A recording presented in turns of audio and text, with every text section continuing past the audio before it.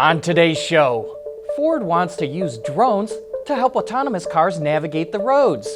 Mitsubishi likely misstated fuel economy numbers for most of its models sold in Japan, and John answers your questions and comments in You Said It. All that and more coming right up on Autoline Daily.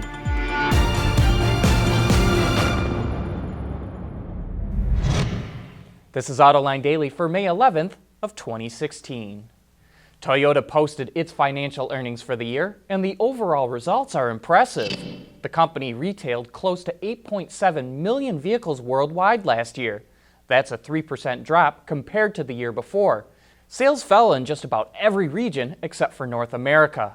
But despite the drops, the company's revenues were up over 4% to $237 billion. Its operating profit of $24 billion is up nearly 4%, and its net income jumped over 6% to $19 billion. One important thing to note is that Toyota is hedging currency exchanges. It's calculating the yen at 120 to the dollar, which today is trading at 109. So next quarter, we could start to see a drop-off in earnings.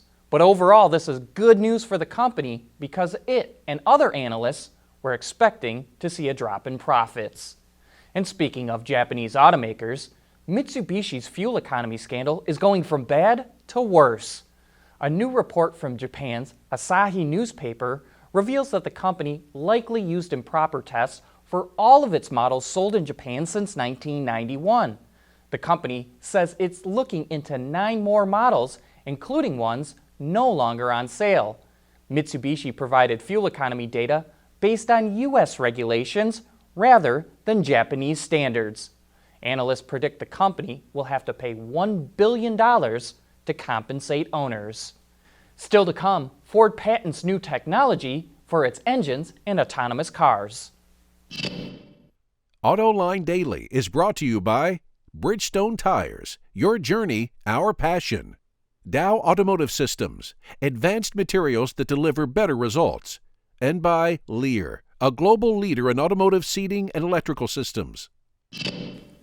Downsized turbocharged engines can be a great way to improve efficiency, as long as the driver can stay out of the turbo. But that can be difficult to do in the real world, and Ford, the producer of millions of EcoBoost engines, sees this as a bit of a problem. So the automaker has filed a patent that would trick drivers into staying in the efficiency envelope. It would do this by piping artificial engine noise into the car to make it seem like it has a bigger engine. Over time, Ford believes this will train the driver to shift earlier and thus make them drive more efficiently. And in other Ford patent news, it wants its autonomous cars to come with their own drones. The drone would be controlled using the car's navigation or infotainment system and would serve as the vehicle's eyes by looking out ahead of where its sensors and communication systems can see. It could also be used to deliver packages to and from the car. And of course, this is not the first time Ford has dabbled in drones. It showed a system at this year's CES that could be deployed during natural disasters. Coming up next, John answers your questions and comments in You Said It.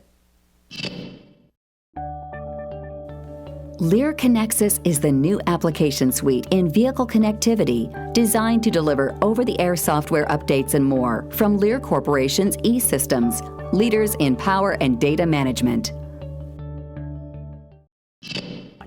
Okay, it's time for You Said It, my favorite part of the show where we get to hear what you're thinking about. And Fred is clearly an enthusiast and doesn't sound very happy about autonomous cars. I know you are a cheerleader for autonomous cars, but is that just going to lead us into no-performance Electra boxes?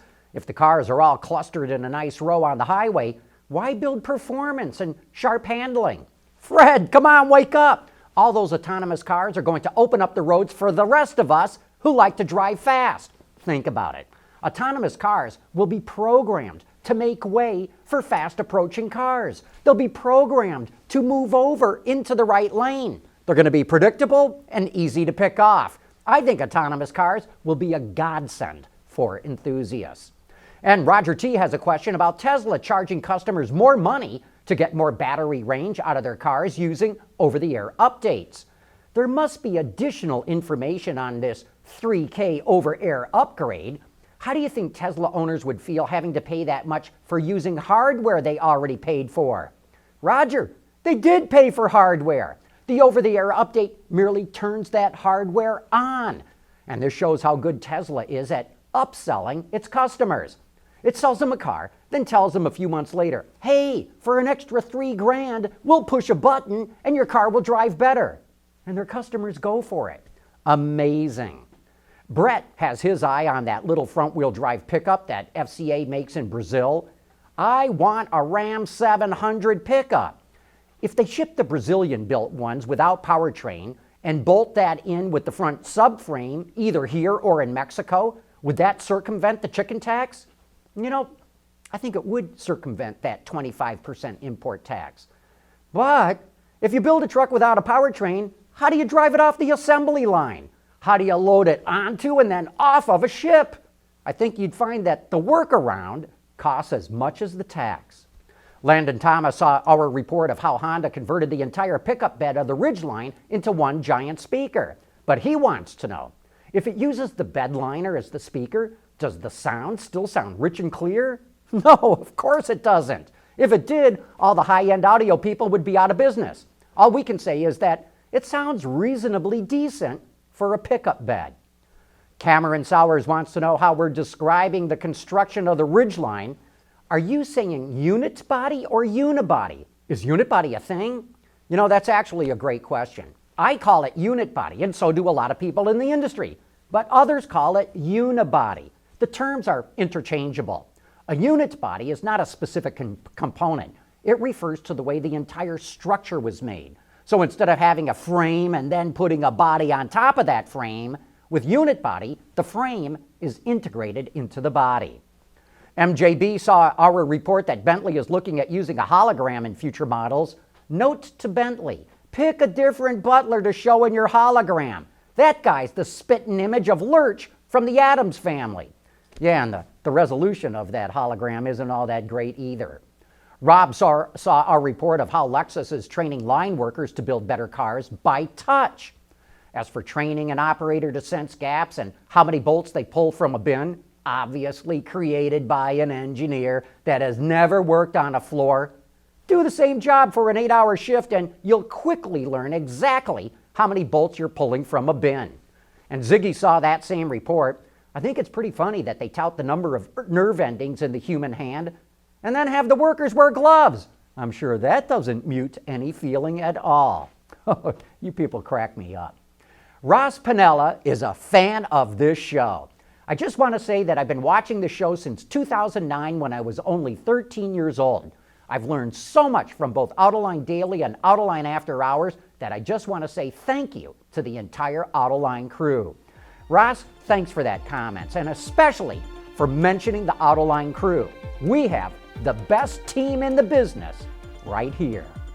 Hey, thanks for all your letters and comments. We really enjoy getting through them.